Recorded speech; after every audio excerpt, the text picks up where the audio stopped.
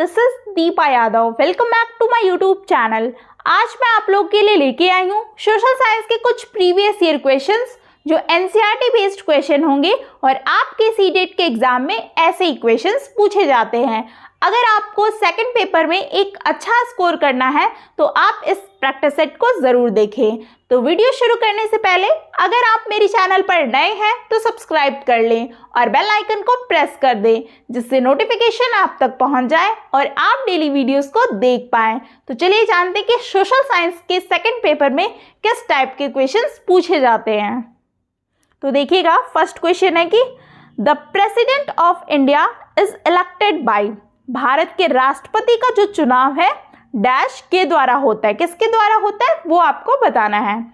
तो option A है the council of minister and their head, मंत्रियों एवं उनके मुखियाओं की परिषद। ऑप्शन बी है direct election by eligible citizens, योग्य नागरिक द्वारा प्रत्यक्ष चुनाव। ऑप्शन सी है indirect election by the electoral college, निर्वाचन मंडल द्वारा अप्रत्यक्ष चुनाव। ऑप्शन डी है indirect election by all the elected members including पंचों सहित सभी चयनित सदस्यों द्वारा अप्रत्यक्ष चुनाव। ठीक है, तो आपको बताना क्या है कि राष्ट्रपति का चुनाव कैसे होता है। तो इसका जो आंसर होगा ऑप्शन नंबर सी होगा, निर्वाचन मंडल द्वारा अप्रत्यक्ष चुनाव के द्वारा राष्ट्रपति का चुनाव होता है। तो कुछ इसके बारे में, राष्ट्रपति के बारे में कुछ एडिशनल इंफॉर्मेशन भी जान लेते हैं कि जो भारतीय राष्ट्रपति का चुनाव है वो क्या है, निर्वाचन मंडल के द्वारा क्या है, मंडल के माध्यम से किया जाता है, जिसमें राज्यसभा, लोकसभा और राज्यों के विधानसभाओं के निर्वाचित सदस्य क्या है रहते हैं उसमें। और चुनाव का आयोजन जो है भारतीय चुनाव आयोग द्वारा किया जाता है। तो निर्वाचन मंडल संसद के उच्च एवं निम्न सदन जो कि राज्यसभा और लोकसभा सांसदों के सभी निर्वाचित सदस्यों एवं राज्यों व केंद्र शासित प्रदेशों, मतलब कि उसमें दिल्ली एवं पुदुचेरी के विधानसभाओं के निर्वाचित सदस्यों से बना होता है। ठीक है, तो इतनी बातें आपने जान ली। अब आप ये भी जान लीजिए कि राष्ट्रपति का चुनाव किस अनुच्छेद में होता है। तो वो होता है आर्टिकल, मतलब अनुच्छेद 54 में, अनुच्छेद 54 में। और राष्ट्रपति के चुनाव की प्रक्रिया किस में होती है, वो होती है आपकी अनुच्छेद 55 में, राष्ट्रपति के चुनाव की प्रक्रिया। तो ये आपको एडिशनल इंफॉर्मेशन भी आपको पता चल गई। ठीक है, तो आपको कहीं से भी क्वेश्चन आए आप उस क्वेश्चन का आंसर दे पाओगे। नेक्स्ट क्वेश्चन देखिएगा, The killing of Hector Peterson by the police in the wake of the protest is an episode associated with which of the following historical struggle? एक विरोध प्रदर्शन के दौरान पुलिस द्वारा हेक्टर पीटरसन की हत्या की घटना किस ऐतिहासिक संघर्ष से जुड़ी हुई है? तो ये क्वेश्चन आपके एनसीईआरटी की बुक से दिया गया है। तो जिन लोगों ने इसको पढ़ा होगा ये पैराग्राफ को, वो लोग इसका आंसर अच्छे से दे पाएंगे। तो ऑप्शन ए है struggle against racism in America, America में रंग भेद के खिलाफ संघर्ष। Option B struggle against monarchy in Nepal, मतलब कि नेपाल में राजतंत्र के खिलाफ संघर्ष। ऑप्शन सी है struggle against apartheid in South Africa, दक्षिण अफ्रीका में रंगभेद नीति के खिलाफ संघर्ष। और ऑप्शन डी है struggle against colonization in Algeria, Algeria में उपनिवेशवाद के खिलाफ संघर्ष। तो इसका करेक्ट आंसर होगा ऑप्शन नंबर सी होगा। ठीक है, ऑप्शन नंबर सी क्या है, struggle against apartheid is in South Africa, दक्षिण अफ्रीका में रंगभेद नीति के खिलाफ संघर्ष। तो ये जो स्टोरी है आप लोग जान लीजिए कि ये जो विरोध है, एक विरोध क्या है, प्रदर्शन के दौरान पुलिस द्वारा हेक्टर पीटरसन की हत्या की घटना है। ठीक है, और ये दक्षिण अफ्रीका में रंगभेद नीति के खिलाफ संघर्ष से जुड़ी हुई है। और रंगभेद प्रणाली ने लोगों को उनकी त्वचा के रंग के आधार पर क्या है विभाजित करने का कार्य किया था उस टाइम दक्षिण अमेरिका में, ठीक है, अफ्रीका में, दक्षिण अफ्रीका में। तो इसी रंगभेद प्रणाली के कारण ही अश्वेत जो लोगों को क्या है, मतदान के अधिकार से वंचित रखा गया था, और रंगभेद व्यवस्था में उपनिवेशवाद और जातिवाद के क्या है, चरम को दर्शाया गया है। तो रंगभेद के खिलाफ लंबे संघर्ष के बाद वर्ष 1994 में 1994 में दक्षिण अफ्रीका ने आखिरकार स्वतंत्रता प्राप्त की और एक नए संविधान का निर्माण कर रंगभेद पर प्रतिबंध लगा दिया। तो इस नए निर्मित संविधान से सभी को क्या है, समान अधिकार दिए गए हैं। तो ये स्टोरी काफ़ी आपके बुक में दी है, इसको जरूर पढ़ लीजिएगा। ठीक है, तो इसका आंसर क्या होगा, दक्षिण अफ्रीका में रंगभेद नीति के खिलाफ है ये संघर्ष। नेक्स्ट क्वेश्चन देखिएगा, the Hindu succession amendment act 2005 a step towards gender equality for which of the following reason Hindu उत्तराधिकार अधिनियम द्वारा 2005 निम्नलिखित में से किस कारण हेतु लैंगिक समानता की ओर एक कदम है। तो ऑप्शन ए है, आपको बताना है कि जो 2005 का हिंदू उत्तराधिकार अधिनियम जो धारा है वो किस कारण हेतु लैंगिक समानता की ओर एक कदम है। तो ऑप्शन ए है, it recognise the right of daughter to retain their father surname upon getting married, मतलब कि यह बेटियों को विवाह के बाद भी पैतृक कुल नाम रखने का अधिकार देता है 2005 के अकॉर्डिंग। ऑप्शन बी है कि it recognise the right of daughter to father property, यह बेटियों को पिता की संपत्ति पर अधिकार दिलाता है। ऑप्शन सी है, it recognise the eldest child whether male और female to be the father's successor, यह सबसे बड़ी संतान लड़का या क्या है, लड़की को पिता का उत्तराधिकार मानता है, चाहे वो लड़का हो चाहे वो लड़की हो, वो जो सबसे बड़ा हो उसको ही उत्तराधिकारी मानते हैं। और it recognize right of only unmarried daughter to father lands, या केवल गैर विवाहित बेटियों का पिता के जमीन पर अधिकार मानता है। ठीक है, तो ये सारे 4 ऑप्शन दिए गए हैं। ठीक, अब आपको बताना है कि इसमें से सही आंसर क्या होना चाहिए। ये 2005 जो है हिंदू उत्तराधिकार अधिनियम जो है उसके अकॉर्डिंग, तो इसका आंसर आपका होगा option number B, it recognise the right of daughter to father property, यह बेटियों को पिता की संपत्ति पर अधिकार दिलाता है, ये इसके अकॉर्डिंग है। ठीक है, मतलब हिंदू उत्तराधिकार अधिनियम धारा 2005 के अनुसार यह बेटियों को क्या है, बेटियों को पिता की संपत्ति का अधिकार दिलाता है। और सितंबर 2005 से 1956 के अधिनियम में संशोधन के बाद से क्या है, वर्ष 2005 से महिलाओं को संपत्ति विभाजन के लिए सहदायित्व के रूप में मान्यता दी गई है।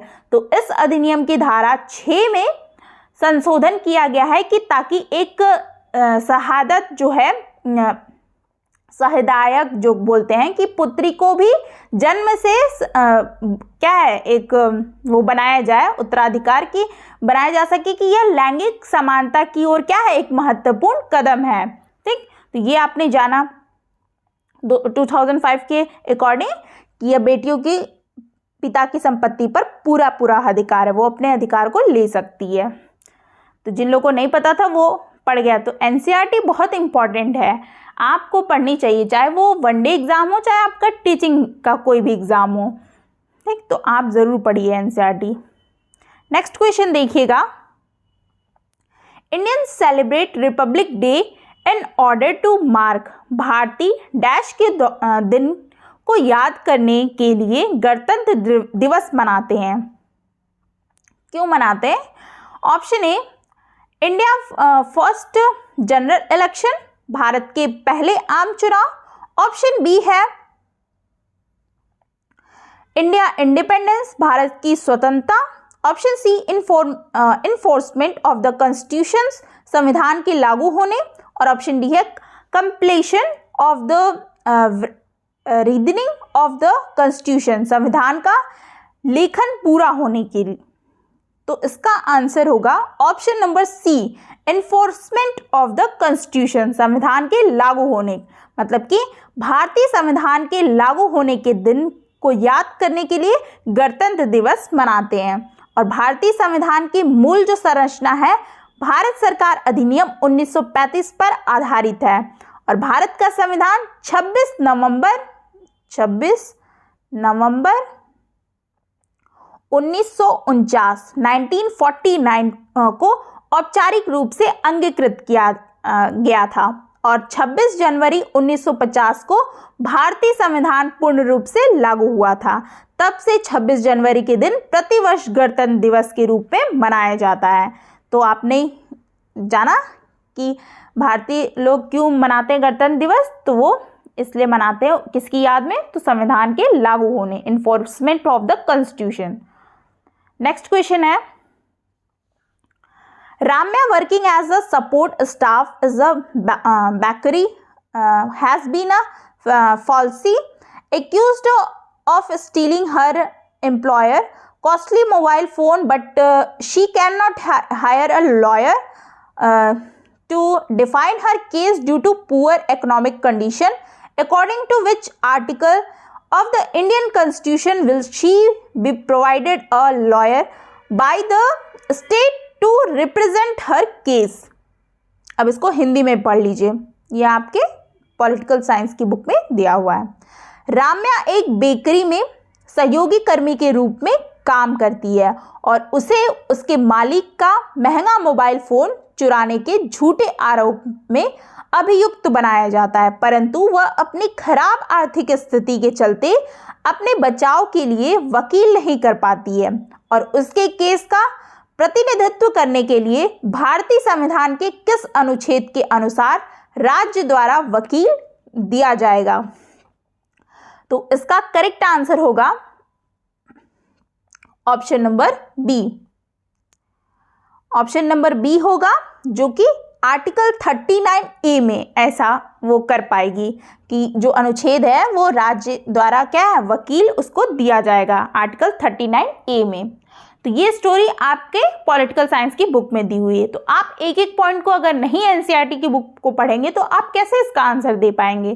तो इस तरीके से आपको ये स्टोरी भी जाननी पड़े। आप इतना बड़ा स्टेटमेंट पढ़ रहे हो तो आपको टाइम लग रहा है ना। अब जैसे स्टोरी पढ़ते पढ़ते आपको दिमाग में आ जाना चाहिए, हाँ ये इस बुक का ये चैप्टर का है, ये यहाँ का है, ठीक है। तो आप तुरंत आपके माइंड में वो करेगा कनेक्ट कि हाँ ये आंसर होना चाहिए। तो इस तरीके से आप पढ़ाई कीजिए। तो देखिए आर्टिकल 39A में क्या है, ये जो भारत के संविधान के भाग 4 में अनुच्छेद 36 से 51 में राज्य के नीति निर्देशक जो तत्व हैं, नीति निर्देशक सिद्धांत DPSP जो बोलते हैं, तो शामिल है। और यह आयरलैंड के संविधान से लिया गया है। DPSP जो है नीति निर्देशक तत्व के कहाँ से लिया गया है? आयरलैंड के संविधान से लिया गया है। जो 42वें 42 जो है संविधान संशोधन 1976 के द्वारा अनुच्छेद 39A में कहा गया है कि राज्य जो है गरीबों को निःशुल्क कानूनी सहायता प्रदान करेगा, ठीक है। और जो ये दिए गए जो प्रश्न है, ये जो क्वेश्चन है कि राम्या को अपने ऊपर लगे झूठे आरोप को सही साबित करने जो हेतु अनुच्छेद क्या है 39A के तहत राज्य द्वारा वकील दिया जाएगा। तो इसलिए option B is correct answer. Next question देखिएगा, आज ज़्यादातर पॉलिटी के ही क्वेश्चन है। Read the assertion and reasoning and choose the appropriate option. अभिकथन ए और कारण आर को पढ़िए तथा उपयुक्त विकल्प का चयन कीजिए। The decision made by higher court and binding on the lower court. ऊपरी न्यायालय के फैसले नीचे के सारी न्यायालयों को मान्य होते हैं। और आर मतलब कि कारण दिया है कि India has a integrated judicial system. Bharat के पास एकीकृत न्यायिक व्यवस्था है, ठीक है। तो ये आपको इस तरीके से ऑप्शन दिए गए हैं, उसमें से बताना है कि जो अभिकथन है, कथन और कारण क्या सही है, क्या दोनों गलत है या फिर ए सही कारण बता रहा है, मतलब ए का सही कारण आर बता रहा है। इस तरीके से देखिए, पहले ऑप्शन पढ़ते हैं कि both A and R true and R is the correct explanation of A. A और आर दोनों सही है तथा आर ए की सही व्याख्या है। ऑप्शन बी है both A and R true and R is not the correct explanation of A. A और आर दोनों सही है, आर ए की सही व्याख्या नहीं है। ऑप्शन सी है A is true but R is false, A सही है परंतु आर गलत है। ऑप्शन डी है A is false but R is true, A गलत है परंतु आर सही है। तो इसका देखिए, पहले इसको पढ़ते हैं कि ये जो दिया है कि the decision made by higher court are binding on the lower court, मतलब ऊपरी न्यायालय के फैसले नीचे के सारे न्यायालयों को मानते हैं। और इसका कारण जो है कि भारत के पास एकीकृत न्यायिक व्यवस्था है। तो इसका जो आंसर होगा ना वो होगा ए।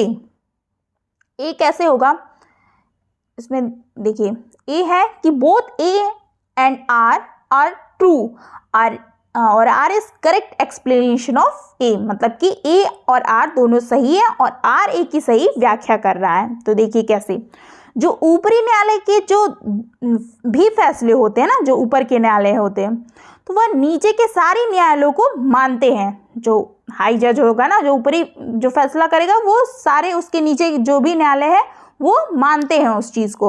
और भारत का सर्वोच्च न्यायालय क्या है, न्यायिक समीक्षा की शक्ति के साथ देश का शीर्ष न्यायालय है और भारत एक संघीय राज्य है। इनकी क्या है, एकल और तथा एकीकृत न्यायिक प्रणाली है, जिसकी त्रिस्तरीय संरचना है, मतलब अर्थात जो भी जैसे सर्वोच्च न्यायालय, उच्च न्यायालय और अधीनस्थ न्यायालय, ये आपकी त्रिस्तरीय संरचना है। तो इससे क्या है, स्पष्ट है कि क्या ए आर मतलब both A and R true and R is correct explanation of A. तो इसका option A is correct answer. तो समझ में आया ये एसर्शन और रीजनिंग का, ठीक है। तो इस तरीके से क्वेश्चन आपके आते हैं एग्जाम में। तो देख लीजिए, क्वेश्चन इतना बड़ा बड़ा है तो आपको पढ़ने की स्पीड भी होनी चाहिए। जब तक आप एनसीईआरटी के एक एक बुक को, एक एक पन्ने को अच्छे से नहीं पढ़ेंगे ना, तब तक ऐसे क्वेश्चन आप नहीं लगा पाएंगे। और हमेशा मैं बोल रही हूँ, अभी भी टाइम है, आप एनसीईआरटी पढ़ जाओ। नेक्स्ट क्वेश्चन देखिएगा, consider the following statement A, B and C. निम्नलिखित कथनों में से ए, बी तथा सी पर विचार कीजिए। स्टेटमेंट ए है, Tawa Matsya Sangh was formed against building the Tawa dam. Tawa Matsya Sangh का गठन तवा बांध के निर्माण के खिलाफ हुआ था। स्टेटमेंट बी है, Tawa Matsya Sangh was formed for protecting the rights of forest developers of Madhya Pradesh to continue fishing at dam for their livelihood. Tawa Matsya Sangh का गठन जो है मध्य प्रदेश के जंगल निवासियों के जीवन निर्वहन के लिए बांध पर मछलियां पकड़ने के काम को जारी रखने का अधिकार रक्षा के लिए हुआ था। स्टेटमेंट सी है कि Tawa Matsya Sangh provides loan to the fish worker. Tawa Matsya Sangh मछुआरों को ऋण भी देने की व्यवस्था करता है। इसका ये स्टेटमेंट है। अब इसका क्या है, आपको यहाँ पे चूज करना है। चूज द करेक्ट ऑप्शन, सही विकल्प का चुनाव कीजिए। ऑप्शन ए है ओनली ए इज ट्रू, केवल ए सही है। ऑप्शन बी है only A and B are true, केवल ए तथा बी सही है। Option C only B and C are true, केवल बी तथा सी सही है। ऑप्शन डी है all A B and C are true, सभी ए बी तथा सी सही है। तो देखिए कौन सा सही होना चाहिए, इसका आंसर होना चाहिए आपका ऑप्शन नंबर सी। देखिए C, only B and C are true, केवल बी और सी सही है। देखिए कैसे, ये जो वर्ष 2003 में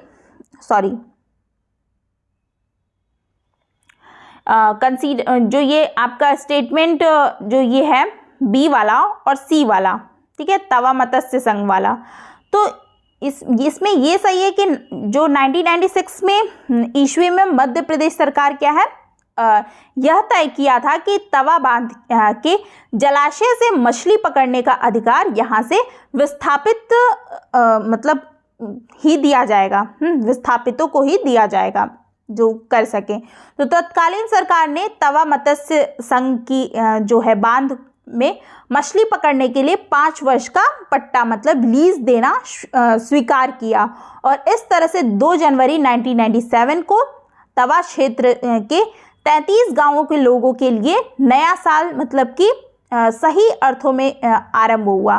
तो तवा मत्स्य संघ मछुआरों को क्या है, ऋण देने की व्यवस्था भी करता है। तो इस प्रकार से क्या है, ऑप्शन बी और सी करेक्ट है कि तवा मत्स्य संघ का गठन मध्य प्रदेश के जंगल निवासियों के जीवन निर्वहन के लिए बांध पर मछलियों पकड़ने के काम को जारी रखने का अधिकार रक्षा के लिए हुआ था। और ऑप्शन सी में वही है कि तवा मत्स्य संघ मछुआरों को ऋण भी देने की व्यवस्था करता है। ठीक, तो इसका correct answer option number C होगा। ठीक, only B and C are true, केवल बी और सी सही है। नेक्स्ट क्वेश्चन देखिएगा,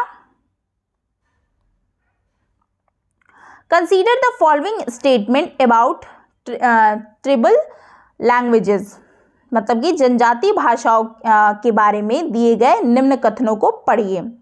ट्राइबल लैंग्वेजेस, तो स्टेटमेंट ए है कि Santhali has significant body of publication including magazines and the internet.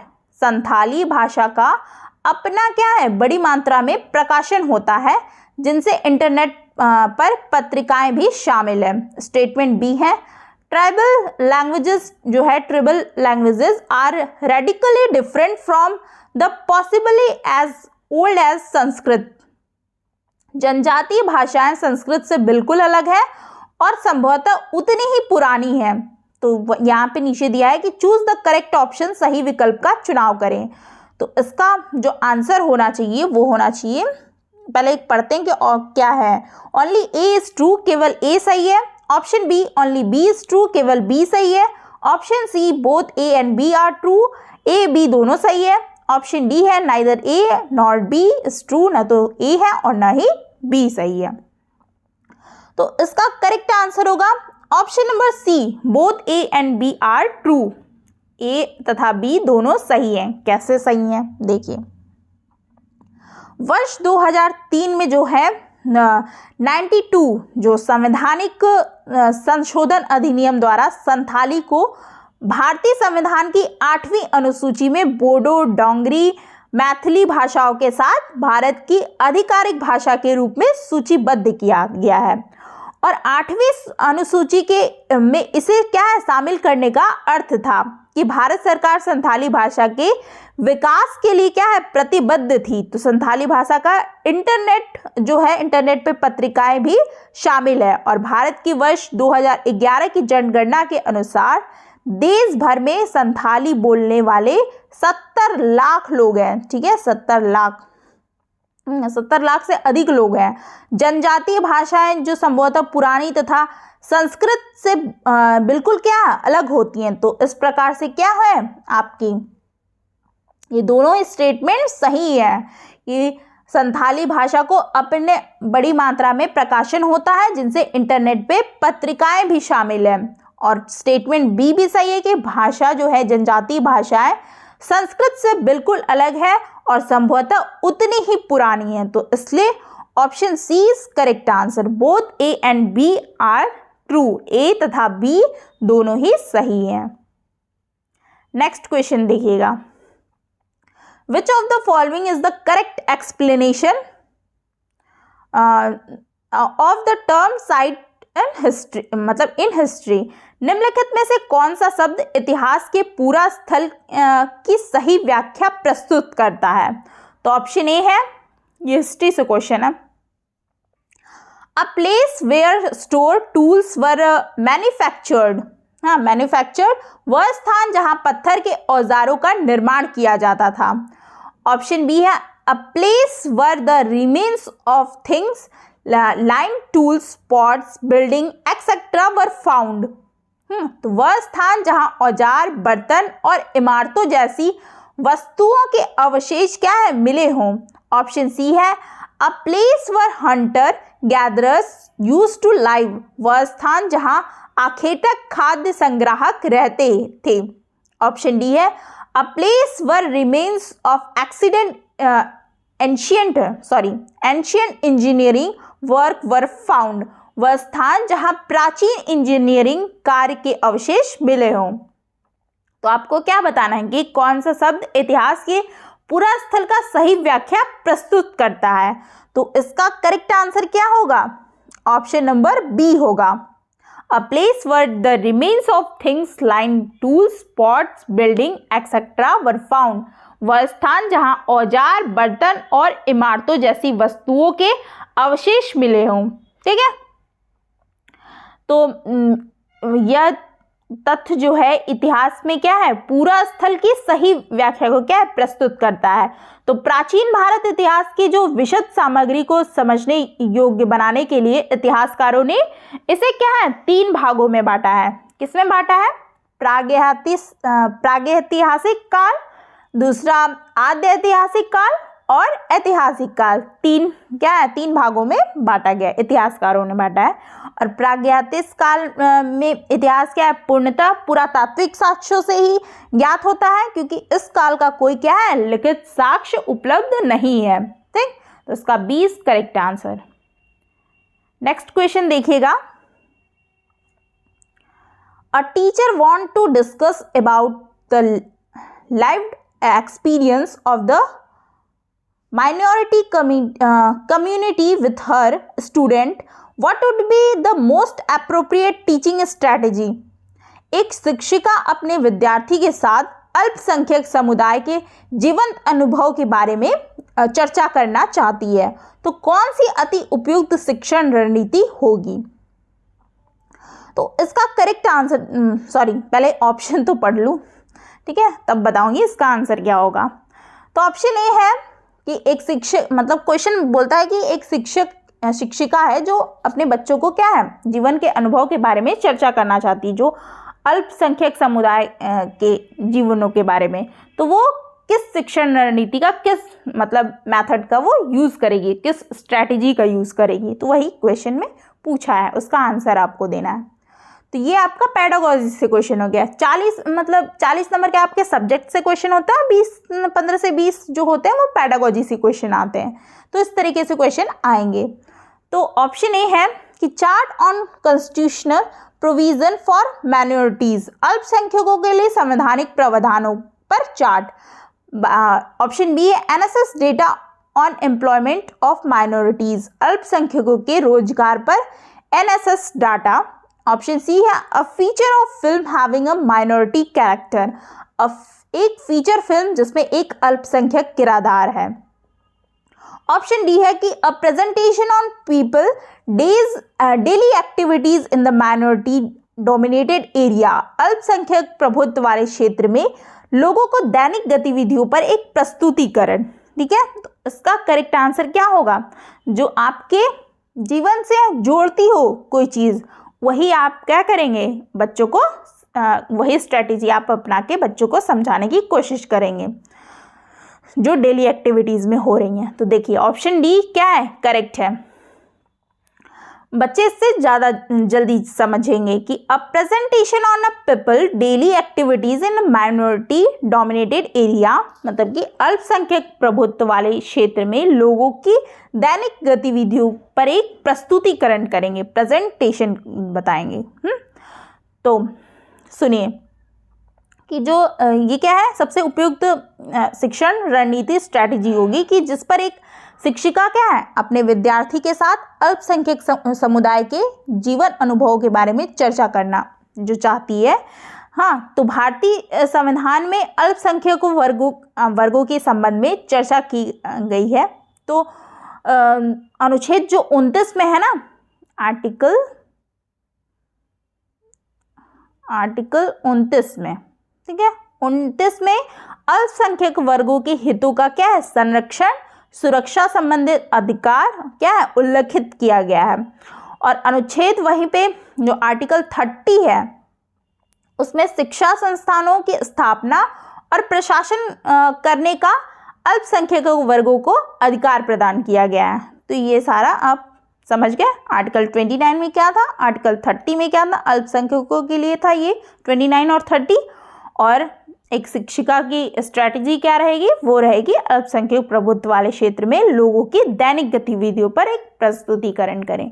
ठीक है, तो इससे जल्दी बच्चे समझ जाएंगे अल्पसंख्यकों के बारे में और उनको सही से वो चैप्टर भी समझ में आ जाएगा। तो यहीं पे आज कंप्लीट होता है। आज का इतना ही था पोर्शन जो भी है प्रैक्टिस का। आपको कैसा लगा वीडियो, मतलब कैसे लगे क्वेश्चन के एक्सप्लेनेशन समझ में आए या नहीं आए, आप कमेंट बॉक्स में ज़रूर बताइए। कोई भी क्वेरीज है इससे रिलेटेड, क्वेश्चन से रिलेटेड, सिर्फ क्वेश्चन से रिलेटेड, बाकी फालतू चीज़ों के बारे में नहीं, सिर्फ क्वेश्चन। आपको पढ़ाई से मतलब होना चाहिए तो पढ़ाई से, तो पढ़ाई के बारे में कुछ भी आप पूछ सकते हैं, सोशल साइंस के सीटेट से रिलेटेड। ठीक है, कोई भी डाउट हो तो आप कमेंट बॉक्स में पूछिएगा। आई होप आपको वीडियो अच्छी लगी हो, तो वीडियो को लाइक करें, शेयर करें और सब्सक्राइब करें, और लाइक करके ज़रूर जाएं। मिलते हैं फिर ऐसे ही कुछ और अच्छे क्वेश्चंस के साथ जो आपको हमेशा एग्ज़ाम में हेल्पफुल हो। ठीक है, थैंक्स फॉर वॉचिंग।